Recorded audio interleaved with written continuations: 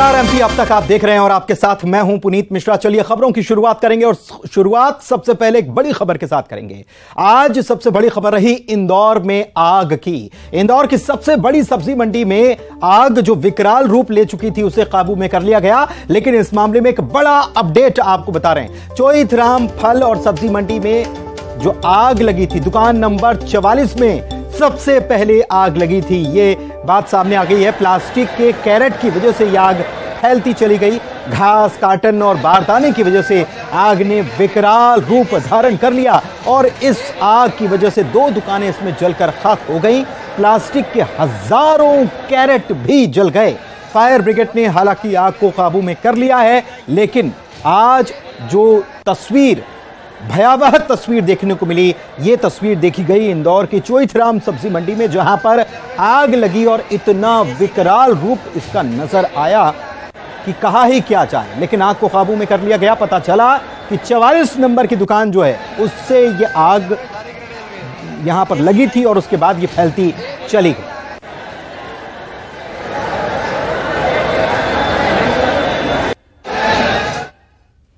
एक और बड़ी खबर की बात करते हैं। इंदौर से ही यह खबर है, जहां के चंदन नगर थाना इलाके में एक कलयुगी बेटे ने शराब के नशे में अपनी मां के साथ बुरी तरह से मारपीट की है।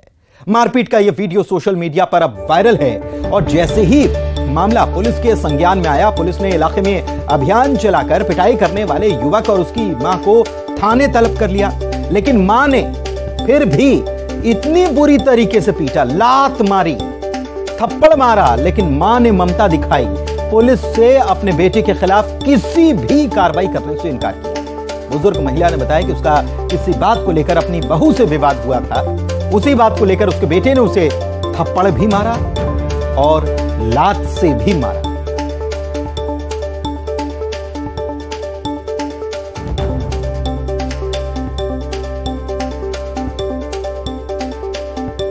शराब के नशे में इंसान समझ कैसे खो देता है, ये आप देखिए। बेटा है, मां को मार रहा है, यही है कलयुग।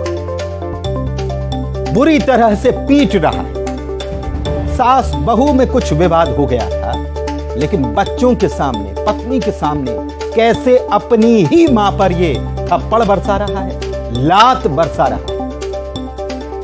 हैरानी की बात यह है कि देखिए, मां क्यों होती है, यह भी इस घटना से पता चलता है। खबर मिली, वीडियो वायरल हुआ, पुलिस पहुंची, पुलिस ने दोनों को थाने बुलाया, लेकिन मां ने कहा कि कोई कार्रवाई मत करो साहब। इंदौर से हमारे संवाददाता विकास हमारे साथ जुड़े हुए हैं, सीधे उन्हीं के पास चलते हैं। विकास, यह घटना बता रही है कि पूत कपूत हो सकता है, माता कुमाता नहीं होती।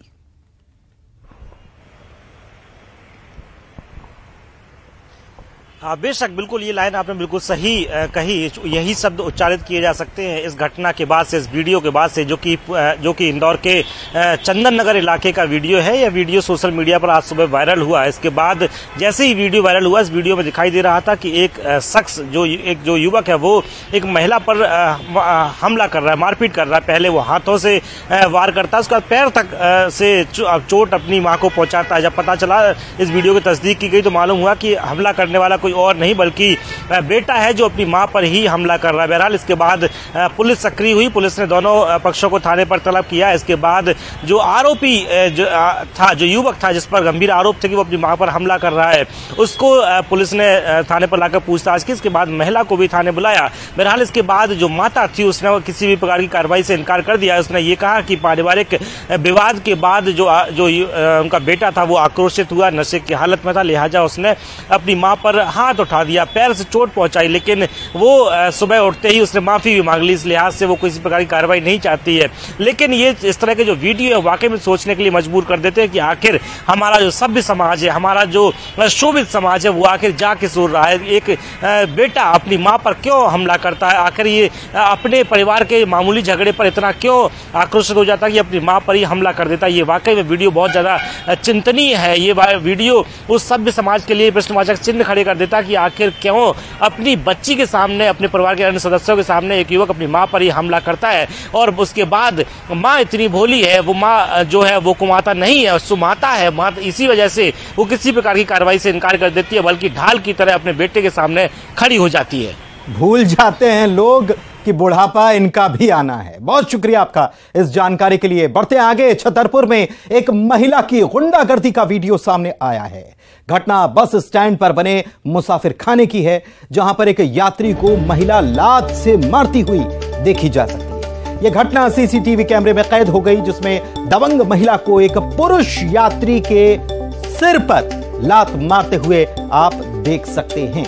2 बच्चे उस यात्री को उठाने की कोशिश कर रहे हैं। घायल यात्री को स्थानीय लोगों ने फिर अस्पताल में भर्ती कराया है।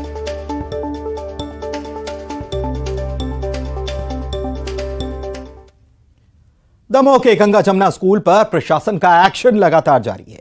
नगर पालिका की टीम स्कूल में बने अवैध निर्माण को हटा रही है। वहीं डॉक्टर नरोत्तम मिश्रा ने हिजाब पहनाने और कलावा उतारने को साजिश बता दिया है। गंगा जमुना स्कूल और ग्रुप पर एक तरफ शिकंजा कसा जा रहा है तो दूसरी तरफ कार्रवाई भी जारी है। नगर निगम की टीम स्कूल में बने अवैध निर्माण को ध्वस्त करने में जुटी हुई है। कल के बाद आज भी नगर पालिका टीम कार्रवाई में जुटी हुई है। दमोह के गंगा जमुना पब्लिक स्कूल में दूसरे दिन भी नगर पालिका के द्वारा अतिक्रमण को हटाने की कार्रवाई शुरू की गई। 11 बजे शुरू की गई यह कार्रवाई लगातार जारी है। मालूम हो कि शाम 5 बजे कल यह कार्रवाई शुरू की गई थी और करीब 4 से 5 घंटे तक यह कार्रवाई चलती रही। यह कंस्ट्रक्शन है जो नवीन भवन है, उसका जो फर्स्ट फ्लोर है वहां पर बगैर अनुमति के यह कार्य यहाँ पर गंगा जमुना पब्लिक स्कूल के प्रबंधकों के द्वारा कराया गया था। तो यह वहीं इसके लेकर के अनुमति नहीं थी और अनुमति न होने की वजह से यहाँ पर जो सेंटिंग जो लगाई गई है उनकी रॉडों को खोलने का काम अभी भी चल रहा है। इसके खोले जाने के बाद ये सेंटिंग पूरी तरह से गिराई जाएगी और इस अतिक्रमण को पूरी तरह से हटाया जाएगा जो बिना अनुमति के यहाँ परिसर में जो कार्य किया गया था। और यही कारण है कि यहाँ पर लगातार कार्रवाई अभी भी जारी है। आशीष कुमार जैन, न्यूज़ 18 दमोह। वहीं दमोह मामले पर गृह मंत्री नरोत्तम मिश्रा ने बयान दिया और कहा था कि स्कूल में छात्रों को हिजाब पहनाना, कलावा उतरवाना कोई भोलापन नहीं है। उन्होंने धार्मिक भावना को आहत करने की बात कही है। भोलापन कहलाता है क्या हिजाब पहनाना? कलावा उतरवाना भोलापन कहलाता है? ये भोलापन नहीं कहलाता। किसी दूसरे धर्म की भावना को आहत करना ये भोलापन नहीं कहलाता, ये निंदनीय कृत्य कहलाता है। जहां तक अतिक्रमण की कार्रवाई है, कल प्रारंभ हो गई थी और आज भी चलेगी। अतिक्रमण जो है वो टूटेगा। गंगा जमुना स्कूल से जुड़े 3 लोगों को पुलिस ने गिरफ्तार किया है। हालांकि स्कूल संचालक फरार है। टैक्स चोरी का भी खुलासा हुआ है। ऐसे में उम्मीद है कि आने वाले दिनों में कुछ और लोगों की गिरफ्तारियां होंगी। उधर दमोह के गंगा जमुना स्कूल में पढ़ने वाले छात्रों के परिजन अब चिंतित हो गए हैं। छात्रों के भविष्य को लेकर जिला शिक्षा अधिकारी ने हालांकि भरोसा दिलाया है। डीईओ ने कहा है कि बच्चों का एडमिशन सरकारी स्कूल में कराया जाएगा और अंग्रेजी माध्यम से पढ़ाने की व्यवस्था भी की जाएगी। एमपी में 20 जून से स्कूल में पढ़ाई दरअसल शुरू होने वाली है और ऐसे में गंगा जमुना स्कूल में पढ़ने वाले बच्चों के अभिभावक परेशान हैं। यह निजी स्कूल है। डीईओ कह रहे हैं कि हम सरकारी स्कूल में एडमिशन करवा देंगे। हम आए थे जानकारी लेने कि स्कूल ओपन हो रहा है कि नहीं ओपन हो रहा है। अभी हमें जानकारी मिली नहीं। अभी बच्चा पढ़ता है हमारा 8 क्लास में, सभी जानकारी प्राप्त हुई नहीं। अभी क्या लेने आए? नहीं, स्कूल ओपन नहीं होता, टीसी निकलवाते फिर अपन। पाए हैं क्या लेने के लिए आए? मैं अपने बच्चों की टीसी लेने आए हैं। सुना है टीसी मिल रही है यहाँ। कहाँ आए हैं? गंगा जमुना स्कूल में। अच्छा, किस क्लास में पढ़ता है बच्चा? अब वो एक नर्सरी में पढ़ता और एक पहली में था, दूसरी में आ गया है। 2 बच्चे पढ़ते हैं मेरे। जहाँ तक गंगा यमुना स्कूल की मान्यता का प्रश्न है, वह मान्यता वर्तमान में निलंबित है। उस मान्यता को अंतिम रूप से मान्यता समाप्त नहीं की गई है और 1206 जो छात्र हैं, यदि मान्यता समाप्त भी हो जाती है तो ऐसी स्थिति में हम उनको जिला स्तर पर ही, प्रॉपर स्तर पर ही उनकी सुविधा के अनुसार शैक्षणिक व्यवस्था। पूर्व केंद्रीय मंत्री अरुण यादव ने प्रधानमंत्री मोदी को लेकर विवादित बयान दिया है। अरुण यादव ने प्रधानमंत्री के दौरे यानी कि एमपी के दौरे को लेकर बेतुका बयान दिया है और कहा है कि प्रदेश में एक तरफ बदलाव की बयार है और चुनाव प्रचार के लिए फिर ऐसे में मोदी आ जाएं, उनके ऊपर के जो भी नेता हैं वो आ जाएं, मोदी के पिताजी भी आना चाहें तो वो आ सकते हैं। चुनाव में कोई फर्क पड़ने वाला नहीं है। मोदी जी आ जाए और उनके ऊपर कोई हो वो भी आ जाए, नड्डा जी आ ही रहे हैं, चल ही रहा है, मोदी जी के पिताजी भी आना चाहे तो आ सकते हैं, हमें कोई आपत्ति नहीं है। लेकिन मध्य प्रदेश में कांग्रेस की बदलाव की बयार है जो स्पष्ट हमें नजर आती है। संस्कार हैं उनके कि जो दुनिया में नहीं है, उनकी माताजी के बारे में कई बार कहा, पिताजी के बारे में आज फिर कांग्रेस ने, अरुण यादव जी ने कहा, और ये कई बार किस तरह की बातें मोदी जी के बारे में की हैं कांग्रेस ने। और ये इसीलिए मैं कह रहा हूं कि कांग्रेस जो है वो कांग्रेस में ना संस्कार है ना संस्कृति है, और इस कारण से इस तरह की बातें कांग्रेस के लोग करते हैं। और उधर बीजेपी के प्रदेश अध्यक्ष वीडी शर्मा ने भी अरुण यादव को निशाने पर लिया और कहा कि यादव ने जिस भाषा का इस्तेमाल किया है यह देश की जनता का अपमान है। उन्होंने देश की जनता से अरुण यादव को माफी मांगने की मांग की है। के ओछी शब्दावली का जो उपयोग किया है, अरुण जी, आज मैं कहना चाहता हूं कि आपके स्वर्गीय पिता सुभाष यादव जी भी बड़े मन से दुखी होंगे कि मैंने तो ये संस्कार अरुण को नहीं दिए थे, लेकिन ये देश के, दुनिया के सर्वाधिक लोकप्रिय नेता के स्वर्गीय पिताजी के लिए इस प्रकार की भाषा का उपयोग करना ये कहां से सीखे। और वीडी शर्मा के बयान के बाद कांग्रेस के नेता अरुण यादव ने फिर से बयान दिया और कहा कि वो अपने बयान पर कायम है। जी हां, उन्होंने कहा कि वो अपने बयान पर कायम है, उन्होंने कुछ गलत नहीं कहा। उन्होंने ये भी कहा कि पीएम मोदी कई बार यहां आते हैं, उनका स्वागत है।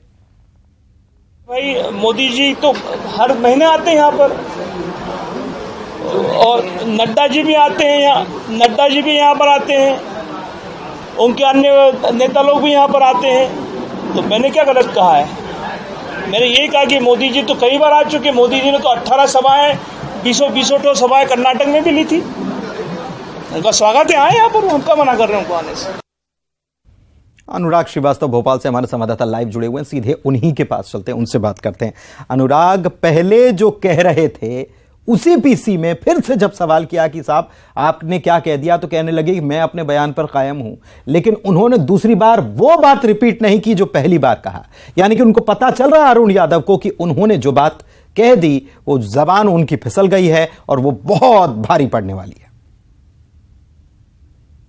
देखिए, अरुण यादव ने जिस तरीके से प्रधानमंत्री नरेंद्र मोदी के पिता को लेकर शब्दों का इस्तेमाल किया है, उसके बाद पूरी की पूरी बीजेपी हमलावर है। लेकिन इसी पूरे मामले को लेकर जब अरुण यादव से सवाल किया गया कि क्या उनकी जुबान फिसली है, क्या उन्होंने गलत शब्दों का इस्तेमाल कर दिया है, तब भी अरुण यादव ने कहा कि उन्होंने कुछ गलत नहीं किया। यानी कि अरुण यादव अपने बयान को लेकर कायम है। अरुण यादव ने कहा, हालांकि अपने शब्दों को संभालते हुए दोबारा अरुण यादव ने ये जरूर कहा कि उन्होंने गलत कुछ नहीं कहा है। प्रधानमंत्री नरेंद्र मोदी चुनाव प्रचार के लिए आते रहते हैं, इस बार भी वो आ रहे हैं और उनका स्वागत है। लेकिन जिस तरीके से पहले बयान में अरुण यादव ने जिन शब्दों का इस्तेमाल प्रधानमंत्री नरेंद्र मोदी के पिता को लेकर किया है, उसके बाद प्रदेश की राजनीति में उबाल एक तरीके से आ गया और पूरी की पूरी बीजेपी अब अरुण यादव पर हमलावर है। और सवाल इस बात को लेकर पूछा जा रहा है कि क्या कांग्रेस पार्टी के यही संस्कार है जो पूर्व उप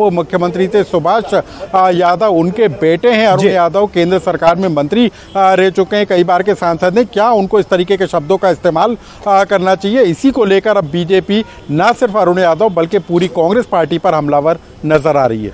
जी बिल्कुल, और ऐसा लग रहा अरुण यादव जो हैं वो सफाई मीडिया को नहीं दे रहे बल्कि अपने आप को ही समझा रहे हैं कि नहीं, कुछ गलत नहीं कहा। बहुत शुक्रिया आपका अनुराग इस जानकारी के लिए। बात शिवराज कैबिनेट की अहम बैठक की करते हैं। इसमें 12वीं के 9000 टॉपर्स को स्कूटी देने के प्रस्ताव पर मुहर लग गई। साथ ही सहकारिता नीति को भी कैबिनेट ने मंजूर कर लिया। ऐसा करने वाला एमपी पहला राज्य बन गया है।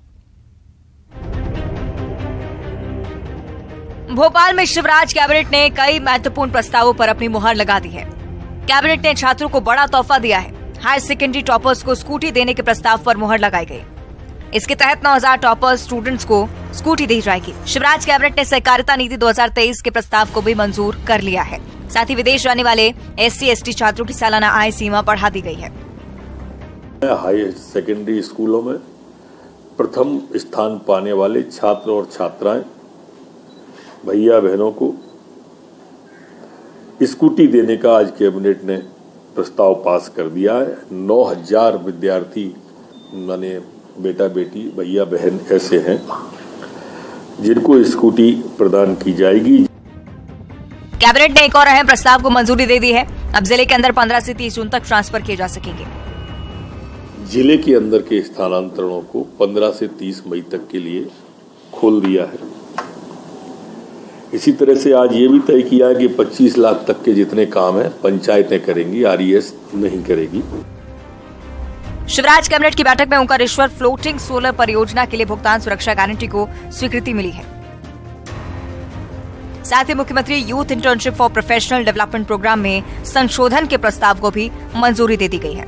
शिवराज कैबिनेट ने इससे पहले जिलों में ट्रांसफर पोस्टिंग पर पाबंदी लगाई थी, लेकिन अब ट्रांसफर किए जा सके।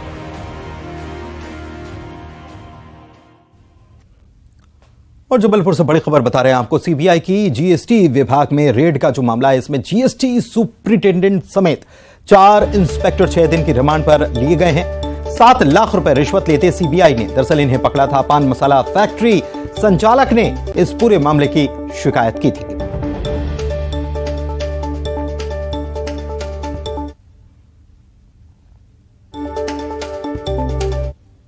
चलिए आगे बढ़ते हैं। बड़ी आग की बड़ी जांच होगी। सतपुड़ा भवन की बात कर रहे हैं, जिसमें जो अग्निकांड सामने आया था, अब इसकी विस्तृत जांच की जाएगी। आग लगने की घटना की विस्तृत रूप से जांच की जाएगी। इसमें 4 सीनियर अफसरों की कमेटी इस पूरे मामले की जांच करने वाली है। जो कमेटी बनाई गई, ACS डॉक्टर राजेश राजौरा इसमें समिति के अध्यक्ष होंगे। जांच के लिए 5 बिंदु भी तय किए गए हैं और इन 5 बिंदुओं पर जांच होने वाली है। आग लगने की वजह की जांच की जाएगी कि कैसे आग लगी, आग लगने से नुकसान कितना हुआ, इसको भी जांचा जाएगा। अग्निकांड में दोषी कौन है, उनकी जिम्मेदारी भी तय होगी। आग से भवन के स्ट्रक्चर को नुकसान कितना हुआ है और अगर आगे ऐसी घटना ना हो, इसके लिए भी इंतजाम हो। ये इसमें पॉइंट्स हैं कि ये कौन दोषी है, जिम्मेदारी तय होगी। 5 बिंदुओं पर जांच होने वाली है।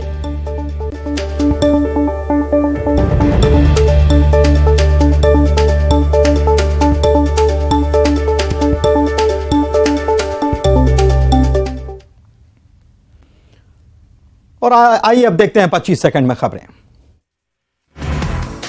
धार में वीडियो बनाने पर नाराज हुए कांग्रेस विधायक हीरालाल अलावा वीडियो बना रहे युवक से झल्लाते हुए छीन लिया मोबाइल। महिलाओं ने जल संकट को लेकर विधायक का किया था घेराव। छतरपुर पहुंची शिवरंजनी तिवारी, लोगों ने जगह जगह किया स्वागत। 16 जून को पहुंचेंगी बागेश्वर धाम, कलश लेकर पैदल कर रही यात्रा करी शिवरंजनी। कैबिनेट में मंजूरी के बाद आदेश जारी, जिला स्तर पर होने वाले तबादलों को लेकर आदेश जारी, राज्य सरकार ने जारी किया आदेश। श्री परशुराम सेना का इंदौर के कमिश्नर कार्यालय पर प्रदर्शन, गरीब सवर्णों का 5 साल के लिए बनाया जाए EWS सर्टिफिकेट, सरकार को दिया 15 दिनों का अल्टीमेटम। जबलपुर में मंदिर के सामने शराब की दुकान खोले जाने का विरोध है, लोगों ने मंदिर के सामने दिया धरना। धरने में कांग्रेस विधायक हुए शामिल।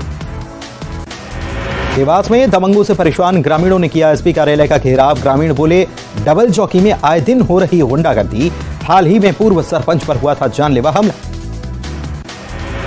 अंतर्राष्ट्रीय योग दिवस पर जबलपुर पहुंचेंगे उपराष्ट्रपति जगदीप धनखड़। प्रहलाद पटेल ने दी जानकारी, कहा जबलपुर में किया जा रहा विशेष आयोजन। मंदसौर में न्यूज 18 की खबर का असर, नदी से जलकुंभी हटाने का काम शुरू। न्यूज 18 ने प्रमुखता से दिखाई थी शिवना नदी में पसरी जलकुंभी की खबर।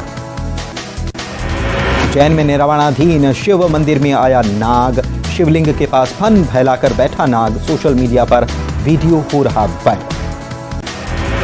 छतरपुर में CCTV में कैद हुई महिला की गुंडई, यात्री को लातों से सिर पर मारती दिखी महिला, घायल यात्री अस्पताल में भर्ती। खरगोन में मेडिकल दुकान पर चोरों ने बोला धावा, शटर तोड़कर दिया वारदात को अंजाम, दुकान से 15,000 रुपए की फार। इंदौर की सबसे बड़ी सब्जी मंडी में लगी भीषण आग। चोइथराम सब्जी मंडी में आग लगने से हाहाकार, मौके पर पहुंची फायर ब्रिगेड ने पाया खबर।